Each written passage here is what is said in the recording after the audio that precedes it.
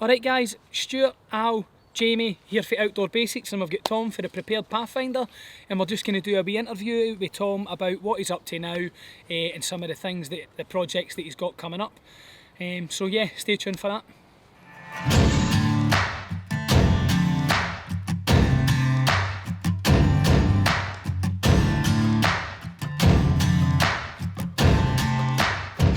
Tom, mate, thanks for coming up to camp and getting a wee bit of time out in the woods and that. We appreciate it. So first thing I want to talk about, or you can talk about for us, is a wee bit about your military history, how you get into the outdoors, and how this all started to come about for you. Roger, okay. So I joined the parachute regiment when I was 16 as a junior soldier, served for 25 years in the parachute regiment.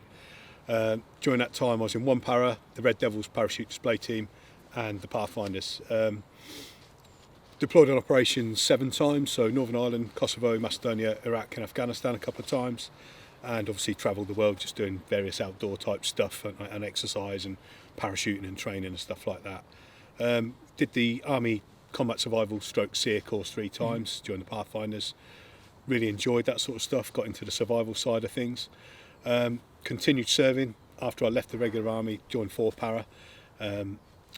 And yeah, basically just got into doing a lot of outdoor stuff, so out on the hills, mountain leader course, training, survival, bushcraft stuff, just love it. Love being in the outdoors basically. And that's kind of led you on to like the next phase, a new project for you, which is First in Events. Yeah, so I started First in Events last year, and basically with that we do the bushcraft survival days and weekends. Take people up going skydiving, so we use a local skydiving centre to me near Peterborough called Sibson. And we also run outdoor stuff on the hills, so fan dances, P company routes and navigation days, so all good stuff being in the outdoors, and great essential skills for people that want to know that sort of thing, being in the outdoors and just enjoying yourself rather than being sat at home on a computer. So through the First in Events, you're also, you mentioned there, you're running the sort of Bushcraft courses. Yeah. Is that for people that are already established in the outdoor community, or is it for beginners, or is it a mix of both? Or? It's mainly sort of based at a really sort of basic level, so you don't need to know anything before you turn up, but I'm sure anyone that does come along on the days or the weekends, you're always going to learn something new as well. The instructors we've got are all serving or ex-military guys, and they've got a wealth of experience in all the subjects covered, so anyone that comes along, even if you've done stuff like this before, you're always going to learn new stuff from those different perspectives and different experiences being offered. That's awesome, because I know I think it was Ben came down from TRC. He came down and go on one of your courses as well. He was saying how good it was, kind of giving feedback on that. So it's good people that have kind of served a bit before as well, been in the outdoors a bit, and then getting on these courses and getting a different perspective. Me coming from a Royal Marine background, the way you do something, like what you get taught with the paras or PF might be slightly different, and vice versa. It's getting that sort of different outlook really in it, because there's more than one way to skin a cat, and it's just finding what works for you and sort of kind of moving into that field of it really. Yeah, exactly. Yeah. There's always a different way of looking at things, like say different way to skin a cat, and yeah, no doubt, you know, if I turn up on one of your courses, there'd be different things I'd learn on that course as opposed to things that I might do. I think for me, so in the real world, I suppose you could call it, off YouTube land, I run an MMA gym and a strength and conditioning gym, and one of the things that I'm definitely seeing rising is kind of military style fitness, and I don't just mean the boot camps and stuff like that. I mean people want to do Bergen Fizz, rucksack fizz, want to get out on the hills, because it is so good for you physically. The benefits of getting out on the hill physically they're self-evident really.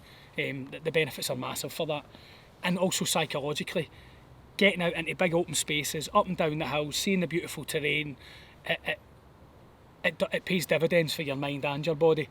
And I think for us, people that served a fair amount of time in the military, you know, like you'd be on a speed march or a tab or whatever, a yomp, and PTIs, and you know, would be like, civvies would pay thousands for this, and you'd always be like, yeah, cheers mate, and then you find out civvies actually would pay to do this. Exactly, and I think what's good about like Tom and guys, reputable guys, that are running these courses safely, because you're getting people you see it all the time on Instagram, especially just now. Every man and his dog's got a picture of him at the top of the fan dance, or do you know what I mean, like this, because they've seen SAS Who Dares Wins or whatever. Or you see these people getting up Ben Nevis, and a lot of these kind of pictures and stuff that you look at, you see the guys and they're not equipped to be up there. Yeah, exactly. Yeah. Do you know what I mean? They're in a pair of trackies and a jacket they got for Lidl, and you're like, mate, you're a casualty waiting to happen. Yeah, definitely. So any of the guys, even the guys that maybe have got a bit of outdoor experience, let's say, you know, you're starting to get new to bushcraft, you're maybe wanting to get out onto the hill, or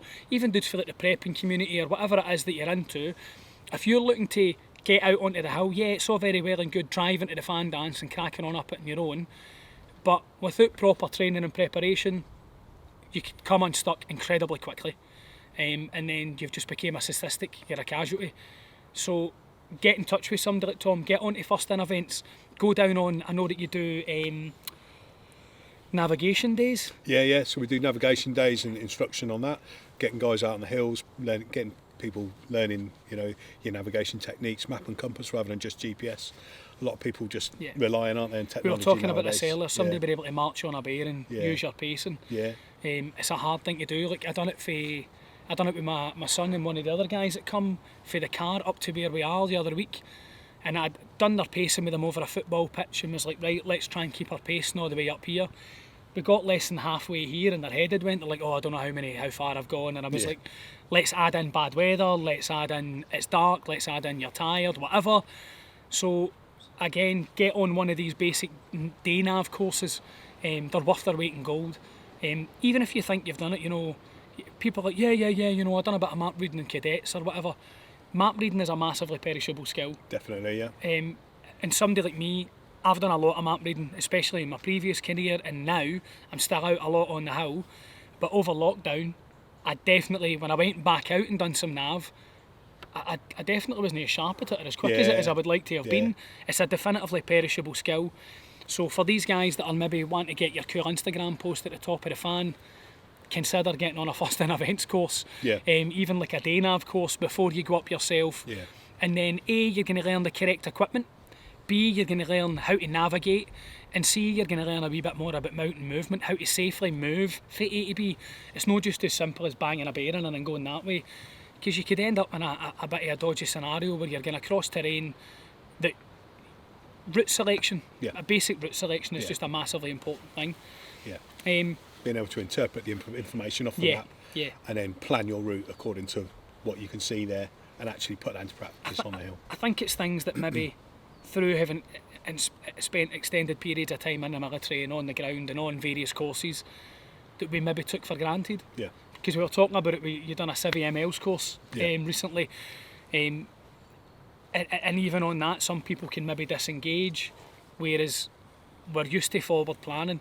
So these skills that you're bringing from such a long military career and a diverse military career, I know that through chatting you've done your JBIC course, various bits and bobs, like the ability to plan and prepare your setup is essential for people.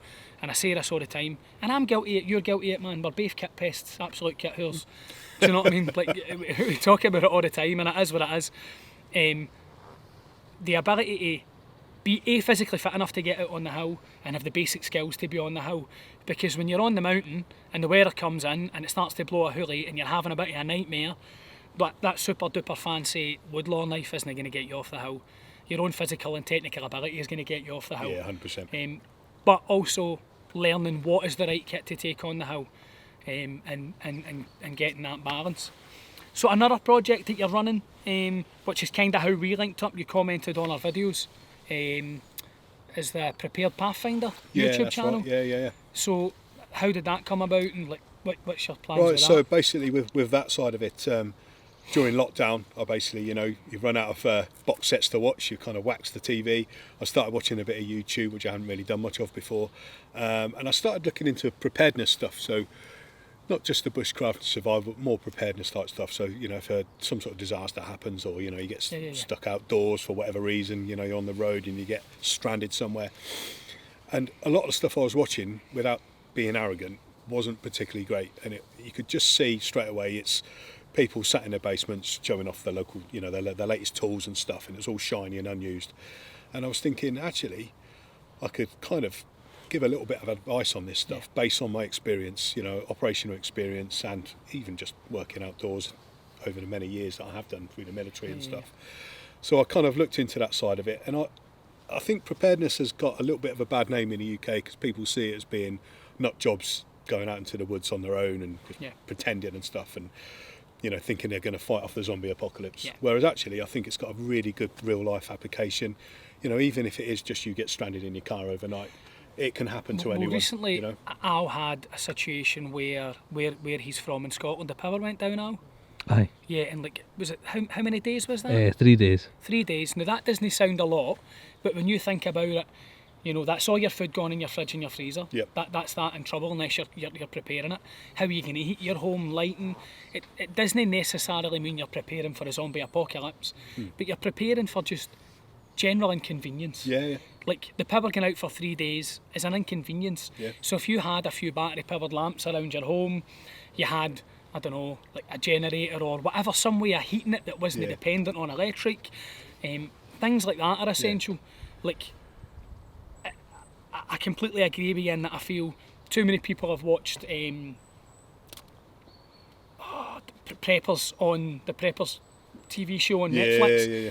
And they think it's some nut job with like a basement full of guns and ammo. Guns and ammo and that. And it doesn't necessarily need to be that. It could be, just like I said, general preparedness is, say for example, you do want to go for a day in the hill. General preparedness is having a day sack set up for a day in the hill, taking in general eventualities like the weather might change, somebody could get hurt, I should take a wee bit of food and some water. Yeah. Like it's just having stuff in reserve, isn't it? Yeah. Because the way the military mindset works is you think of what if. Yep. So it's all your actions on, isn't it? As in the military. As again, without wanting to sound too arrogant, a lot of civilian mindset is, well, this is what I want to do and this is what's going to happen, as opposed to what could happen. So it's planning for those, contingencies for emergencies and accidents and stuff like that. And I think that's a good thing, where that's one of the things you were commenting on our videos. It was like, it's good to see somebody that's kind of approaching it for the same sort of mindset. Yeah. And it's no trying to make ourselves sound like, because there's guys out there that are bushcrafters, man, that are unbelievable. Yeah. They could take a penknife and come into these woods and survive all day. But then on the flip side, you've got guys that think because they've bought that penknife that this other guy has, they turn into John that they're, Rambo, that they're that guy, Yeah. and they maybe don't look at the fact that that guy has dedicated 1,000 hours to how to be in the woods, how to survive in the woods. And I think that's an important thing. Yeah, there's no substitute for experience, basically, is there? And you can't buy it. You just need to go and do it. Exactly. Yeah. I think some of the things you've done on your channel as well, just kind of general interest stuff. You joined the paras when I was still in primary school. I never joined up until the thousands. So I was in primary school. So you've put up some interesting things on John Lofty Wiseman recently. Yeah. I mean, like I say, that was just more of an interest thing. Yeah. But it's one of those things that when I was growing up, his book was my Bible, and I've always kept that and referred to it for certain things. It's still 100% relevant now. I just put that recent thing up there for an interest thing, and it has generated a lot of good comments, a lot of interest, and a lot of good perspective from that.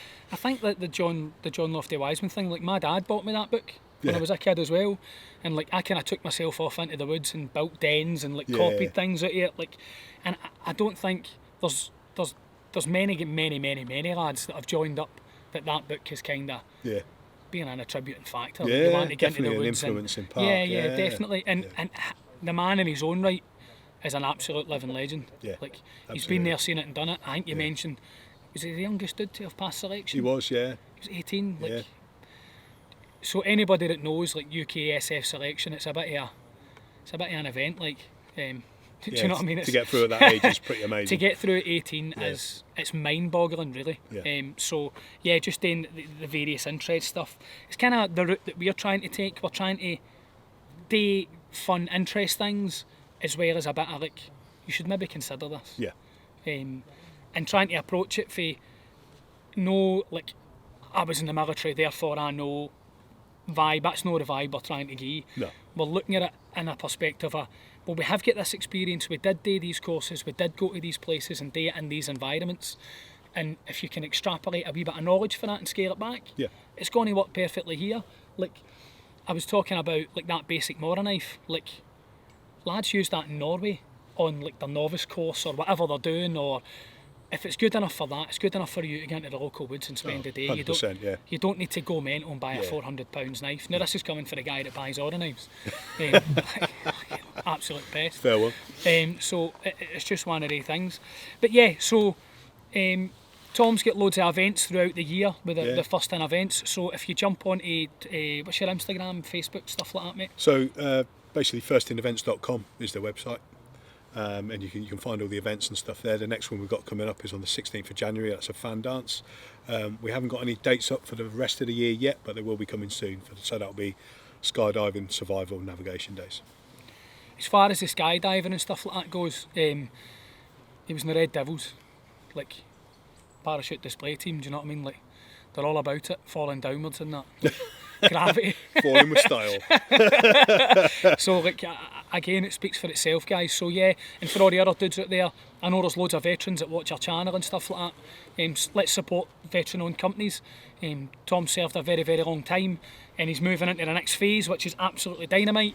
And I'm sure he's going to go at it with the same vigour, the same enthusiasm. So let's support each other. Go and follow his channel, Prepared Pathfinder as well. Prepared Pathfinder, yeah, that's another one. Jump on and have a look at that. Yeah. So yeah, thanks very much for watching, guys. As always, I've been Stu, he's been Al, he's been Tom, he's been Jamie. Yous have been awesome.